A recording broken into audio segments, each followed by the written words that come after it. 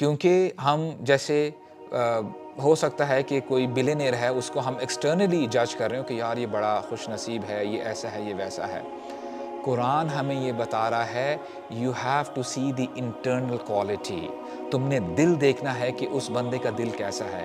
اسی لیے قرآن مجید میں جو اگلی آیت آئی وہ کیا تھی؟ وَمَا يُدْرِيكَ لَعَلَّهُ يَزَّكَّىٰ، تمہیں کیا پتا کہ وہ پاکیزگی اختیار کرنا چاہتا تھا، وہ اپنے دل کو اور سافٹ کرنا چاہتا تھا، وہ اپنے دل کو اور اللہ کے قریب کرنا چاہتا تھا۔ سو دس از دا رائٹ انڈرسٹینڈنگ۔ تو یہاں سے ہمیں پتہ یہ چلا کہ ہو سکتا ہے کہ ایک نابینا شخص وہ ہزار ان لوگوں سے بہتر ہو جو دیکھنے والے ہیں۔ So just have the right standard. تو یہ سورہ عبسہ کے حوالے سے ایک پوائنٹ تھی۔ تو قرآن ہمارے اسٹینڈرڈس کو ٹھیک کرنے کے لیے آیا ہے، and you have to know that this is the living story. یہ 1400 سال پہلے کی اسٹوری نہیں ہے، یہ اسٹوری آج بھی ریلیونٹ ہے اور قیامت تک رہے گی۔ تو we don't have to listen to these critics of Islam کہ جی دیکھو اسلام یہ کہتا ہے اور دوسرے بندوں کی دل آزاری کرتا ہے۔ there is a divine wisdom behind it۔ اور یہ بات بھی آپ جان لیں کہ قرآن is not like the other religious scriptures۔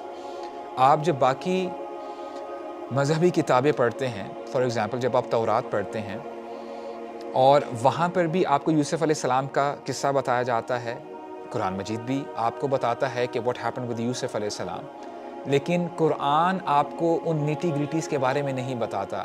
Why? Because Quran is telling us the details which it is giving us, that's enough for us to have the awareness and to be guided۔ قرآن مجید ہمیں بتاتا ہے کہ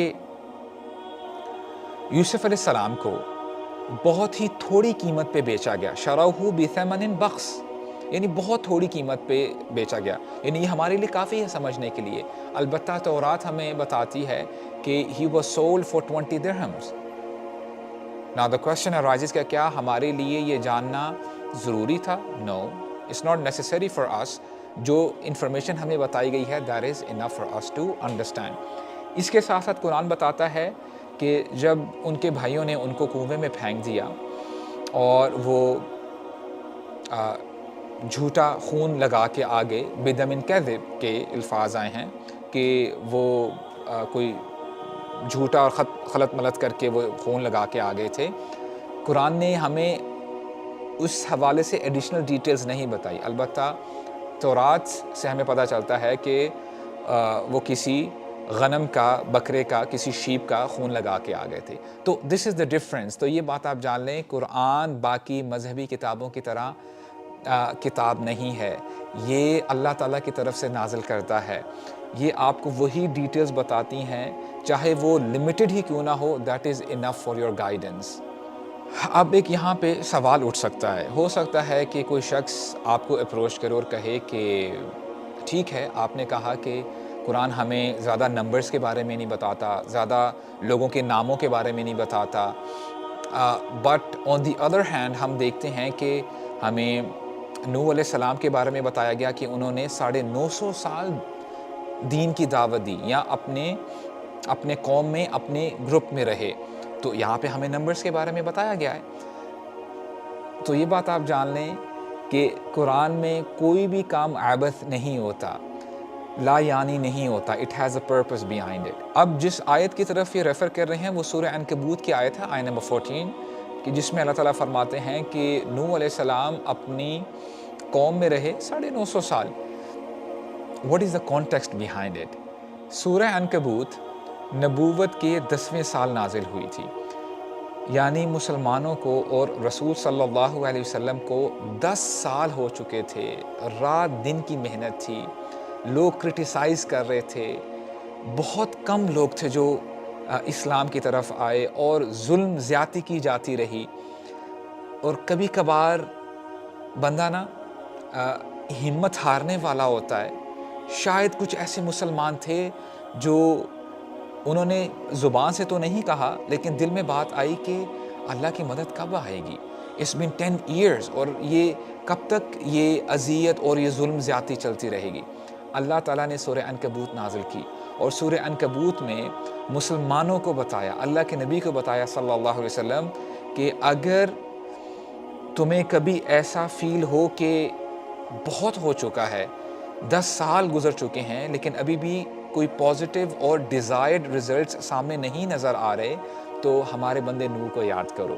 نوح علیہ السلام نے 950 سال دین کی دعوت دی، اور آپ بڑا حیران ہو جاتے ہیں، آپ کو ہمت ملتی ہے جب آپ یہ آیات پڑھتے ہیں۔ سورہ نوح آپ پڑھیں تو آپ کو پتہ چلے گا کہ نوح علیہ السلام کے بارے میں آتا ہے، انہوں نے کہا کہ اے اللہ، میں نے اپنی قوم کو صبح بھی دین کی دعوت دی، رات کو بھی دی، میں نے اونچی آواز سے دین کی دعوت دی، آہستہ سے دین کی، یعنی کوئی ایسا لمحہ نہیں چھوڑا مگر یہ کہ میں دین کی دعوت دیتا رہا۔ اور جب میں دین کی دعوت دیتا تھا، کچھ لوگ تو ایسے تھے انہوں نے اپنے کانوں میں انگلیاں دے دی، کچھ لوگ ایسے تھے انہوں نے اپنی آنکھوں کو بند کر دیے اور آگے کپڑے اوڑھ لیے کہ ہمیں بس یہ نہ آواز آئے اور نہ ہم نوح علیہ السلام کو دیکھیں۔ تو اب آپ کو سمجھ میں بات آئے گی کہ اللہ تعالیٰ جب کوئی نمبرز یا کسی چیز کو مینشن کرتے ہیں، اس کے پیچھے مقصد ہے، اور یہ مقصد ہمارے سامنے کلیئر ہے۔ لائک وائز ہو سکتا ہے کہ کچھ لوگ بتائیں کہ دیکھو قرآن تو ہمیں ابو لہب کے بارے میں بھی بتاتا ہے، there you go، کہ ہمیں ایک نام مینشن کیا گیا ہے۔ اب اس کو بھی انشاءاللہ ہم اپریشیٹ کریں گے۔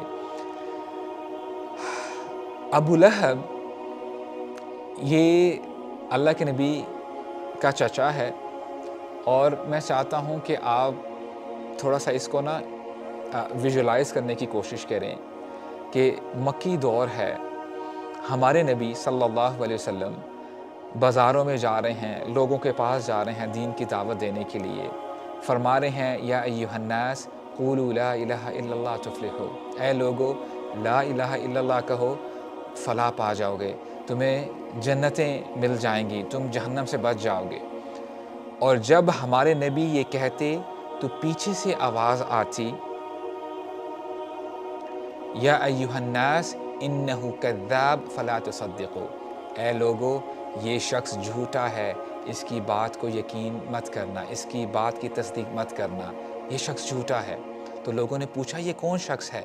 تو دوسروں نے بتایا کہ یہ محمد کے چاچا ہیں۔ تو یہ مومنٹ تھا کہ اللہ کے نبی کے لیے بہت مشکل تھا کہ وہ اس کو آگے کنٹینیو کریں، اور یہاں پہ اللہ تعالیٰ ہمیں بتا رہے ہیں کہ اے نبی آپ گھبرائیے مت، لوگ جتنی مرضی کوشش کریں، یہ جو دشمنان اسلام ہیں، یہ جو اسلام کو ختم کرنے پہ تلے ہوئے ہیں، یہ چاہے سب کچھ اپنا انویسٹ بھی کر دیں، اپنا مال، اپنی انرجی، یہ اسلام کو نقصان نہیں پہنچا سکتے۔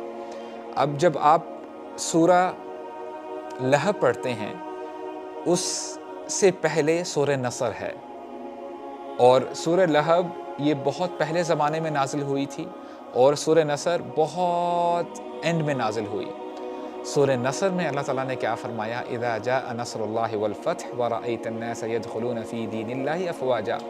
تو یہ انڈیکیشن ہے کہ اے نبی دشمنان اسلام جتنی مرضی کوشش کر لیں، یہ اسلام کو کبھی بھی سپریس نہیں کر سکتے۔ اذا جاء نصر اللہ والفتح، کہ یہ اسلام، یہ دین غالب آ کے رہے گا۔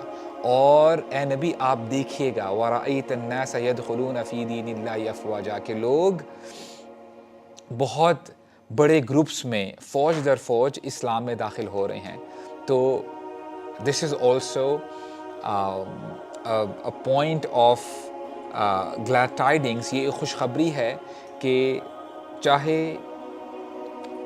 جو دشمنان اسلام ہیں وہ جتنی مرضی کوشش کر لیں، اور اپیرنٹلی آپ کو اسلام بہت ویک نظر آ رہا ہے، کمزور نظر آ رہا ہے، لیکن ایک وقت آئے گا اسلام دوبارہ غالب آئے گا، اسلام اپنے عروج پر جائے گا۔ سو دس از ون آف دی نوانسز۔ میں پوائنٹ نمبر 1 کی طرف دوبارہ ریفر کروں گا کہ جب ہم نے فرعون کے بارے میں بات کی، we as Muslims we should not have this stance کہ جب بھی ہمیں یہ آیت پڑھنے کو ملے یا ایھا الذین آمنوا، ہم تبھی دھیان کریں، نہیں، یا ایھا الذین آمنوا اور جو بھی آگے اللہ تعالیٰ ہمیں بتا رہے ہیں ہم نے اس کو بھی سننا ہے اور اس کو آنر کرنا ہے۔ لائک وائز جیسے میں نے کہا کہ اگر آپ کو کسی اور پرسنالٹی کے بارے میں بتایا جاتا ہے، جیسے فرعون کے بارے میں ہم نے دیکھا،